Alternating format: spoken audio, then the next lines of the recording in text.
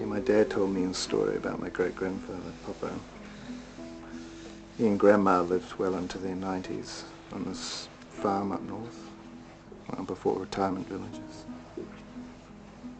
And he was really tall and skinny, and had these really big ears and a really big nose, kind of like that painter, that US painter. Anyway, when he was my age, he had his own cartage business. Before dawn every morning, he would hitch the horse and cart and go off to work in town. I mean, it's a hard, slow, long week back in those days. So when he could, Dad said on Fridays after work, Poppa would go to the pub in town, get hammered, pass out, fall down drunk, and then somehow he'd drag himself outside, haul his drunken frame up onto the cart, and just tell the horse, "Giddy up, girl or boy," whatever the fucking horse's name was. "Get out there, fella, and take us home." And that's precisely where he'd wake, with a throbbing head, or with Nana whacking him, slapping him sober, she called it. Oh shit, that's Lee. That's right.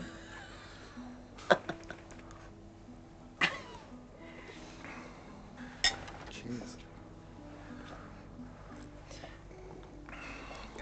Can you imagine if he tried to do that today? The horse would be locked up, the cart impounded, and Poppa would be given a fine and counselling. Become a recidivist. I wish there was a vehicle that could take us home by slurring it. It probably is. But it's hideously expensive because of all the navigational radar and control systems. Needless to say, I'll have a convertible option, complete with a surround sound stereo and a CD soundtrack of a horse and cart, which means it has to be completely noiseless as well, and laws will have to be changed to allow a person to be asleep and drunk in a moving car on their own and at the same time legal. You know, I sometimes try to imagine the beginning of the century, last century when he lived. Imagine myself living there. I'd hate it, I reckon. I know how strongly some people hanker after the way things were, the good old days. But often it's only a certain aspect that they long for. If only it were that simple, take the good without the bad. Trying to make the past the present seems stupid to me. I mean, I imagine a future that doesn't look so great either.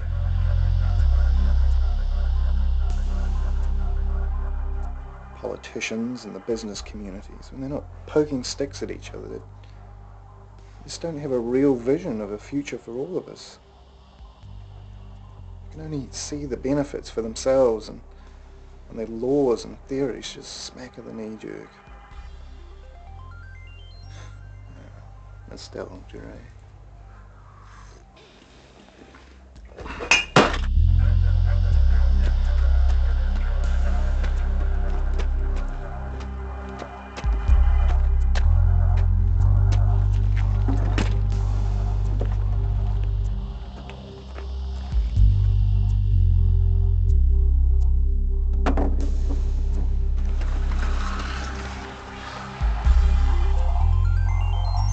We continue to exist in a narrowing canyon called conscious, walled in between awake and asleep, paying homage to an ever-growing nightmare maze of laws, regulation, moral dogma, and social behavior.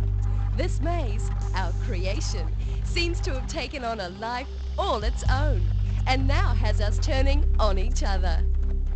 From primitive origins, the maze was built, torn down, rebuilt, and mangled, with divine approval of course, to suit the agendas of countless cliques and elites over many, many generations and cultures.